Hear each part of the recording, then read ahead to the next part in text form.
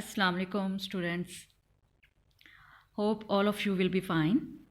Today we are going to discuss about the topic mechanism of respiration, and if you are new on my channel, then you have to subscribe, like the video, and then you have to share with your fellows as well and friends. In the last session we have discussed about the anaerobic respiration, and today we are going to discuss about the mechanism of aerobic respiration. Last video में मैंने आपको इसका meaning clear किया था कि what's the meaning of aerobic respiration. Aerobic respiration mean that there is utilization of oxygen. There will be complete oxidation of the food stuff take place, and due to the complete oxidation, like इसमें oxygen gas use हो रही है, complete oxidation होएगी तो इसके साथ ही उसमें से एनर्जी भी बहुत ज़्यादा रिलीज़ होगी. अब हमने ये देखना है जो सिंपल जर्नल जो इक्वेशन है जो रेस्पिरेशन की, उसमें सिंपल इक्वेशन में आप देखिए ग्लूकोज यूज़ हो रहा है. That one is a food molecule, and glucose you know consist of carbon, hydrogen and oxygen. Like the formula of glucose is C6H12O6 plus 6 molecules of oxygen gas. Right, ये मैं word और symbol दोनों form में लिख रही हूँ. And then you will get 6 molecules of carbon dioxide gas plus 6 molecules of water and then energy. ये तो सिंपल इक्वेशन है. अब हमने आगे देखना है कि इसके फर्दर जो मेन स्टेप्स कौन से हैं, because it's not so simple. It consist of 3 steps in which number 1 is known as glycolysis. And glycolysis is similar in both cases, in aerobic as well as in anaerobic respiration. Glycolysis, glyco, glucose, lysis mean breakdown. Already मैंने anaerobic के साथ इसको अच्छा खासा explain किया था. अगर आपको ये वाला मीनिंग क्लियर नहीं है तो आप मेरी पिछली वीडियो देख लें. ग्लाइकोलिसिस का मीनिंग ये होता है कि 1 molecule of this glucose, first of all it will be converted into pyruvic acid. 2 molecules of pyruvic acid. First of all it will be converted into 2 molecules of pyruvic acid. यानी direct नहीं है जिस तरह आपकी ऊपर वाली equation है.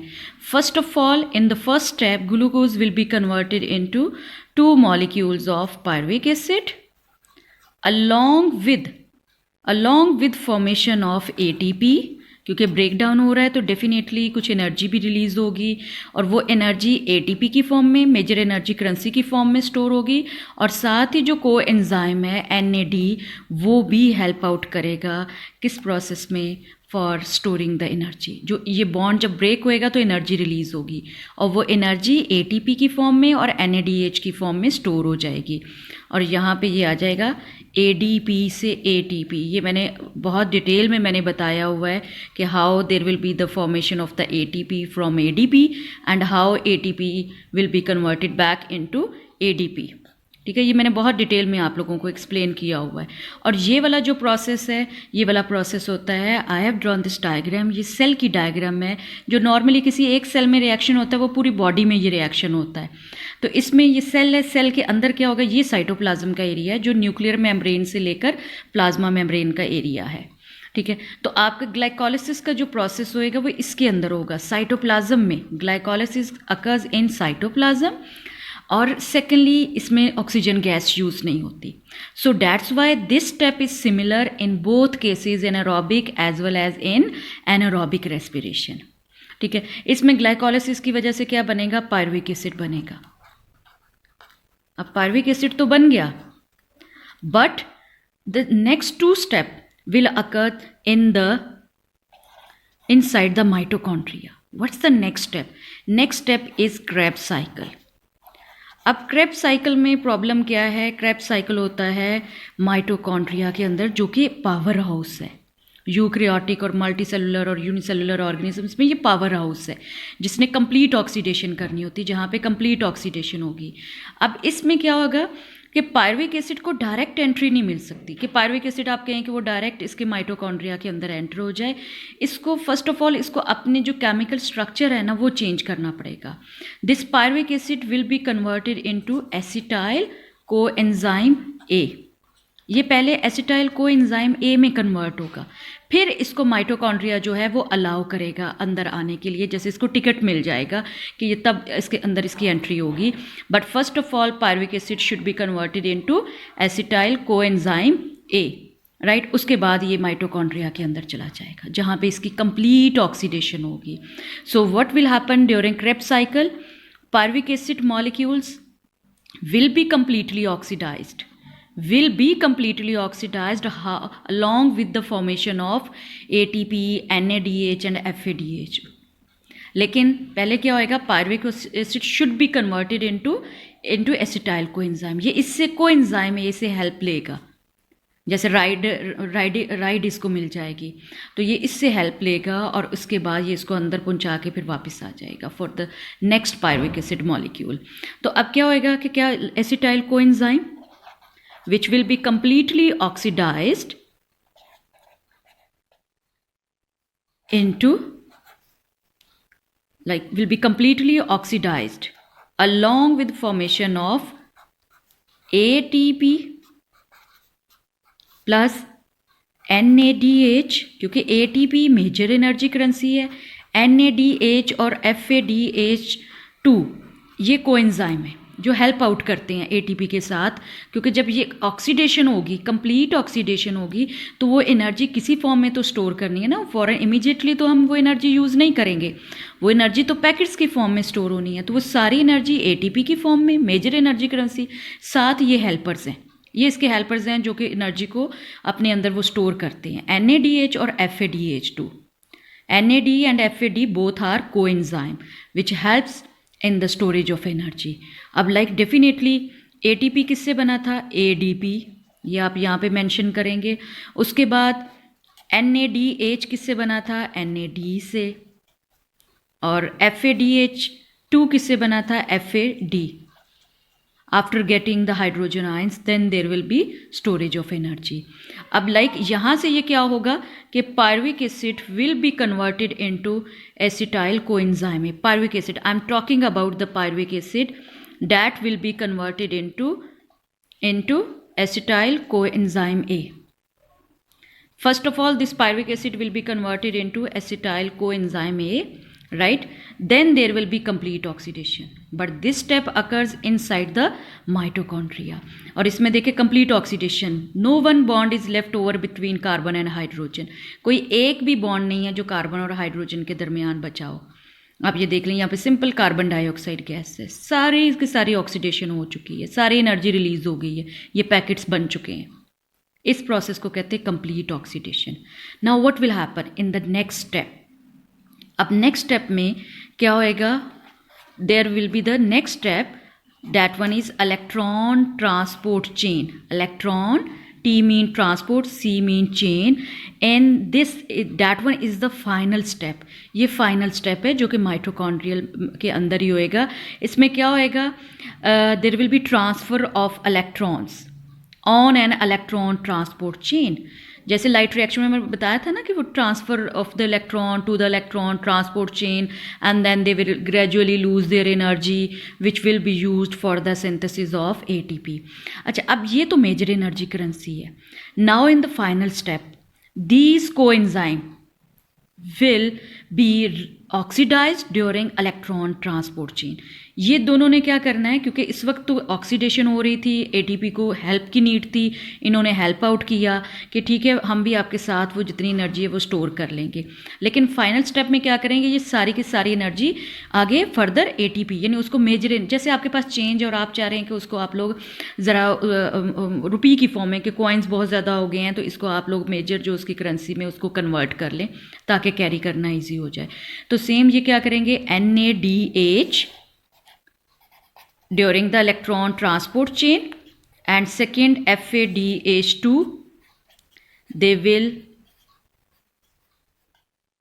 release their electrons and hydrogen ions।